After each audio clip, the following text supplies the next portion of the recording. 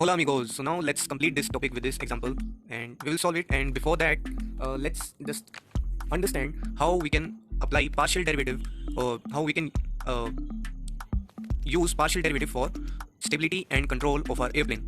So how does that partial derivative contributes to our stability and control of airplane? So basically we know our airplane have lifting and non-lifting components. Lifting components that are wing, tail, so they produce lift, and lift depends upon so in general you might have learned the lift formula, which is half rho v square SCL, and CL depends upon angle of attack, Mach number, Reynolds number, deflection of the flaps or elevator.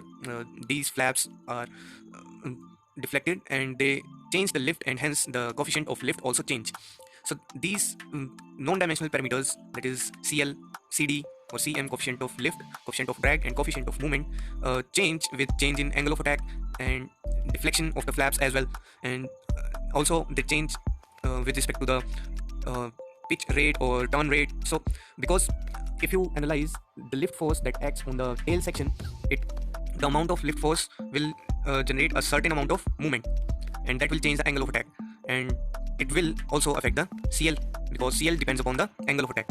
So everything is connected, and we will have to analyze every single thing, keeping at least all other variable constant, and one variable we have to choose and analyze our lift or coefficient of lift or coefficient of drag or coefficient of movement with respect to a single variable, while keeping other variables as constant.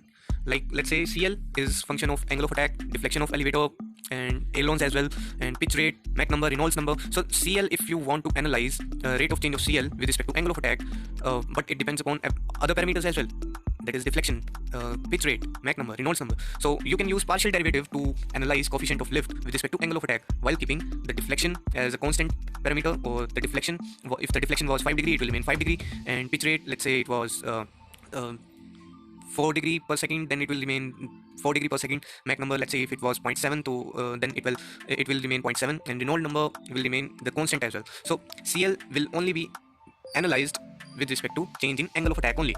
So with that in mind, let's compute this partial derivative. Here the function g is given as x square plus y square plus z square, and you have to compute del g by del z, that is partial derivative of g with respect to z. And here the partial derivative is given by del of x square plus y square plus z square by del z, and we are keeping every other variable constant, that is x and y are treated as constant over here. So if you remember, the derivative of the constant is 0, so x and y being constant, their derivative will be 0, and since only variable over here is z, then del z square by del z will be 2z. So one more thing I would like to conclude with this thing, that lift acts on the wings and tail, so they also influence the movement about the CG of the airplane. Okay, so with that in mind, we will be analyzing the change in movement also with respect to change in angle of attack, or change in deflection, or change in pitch rate. So that will be analyzed more clearly or more robustly in later sections of dynamic stability, I would say. In static stability, we are majorly concerned about the change in movement with change in deflection and angle of attack. So with this, we will conclude. Okay.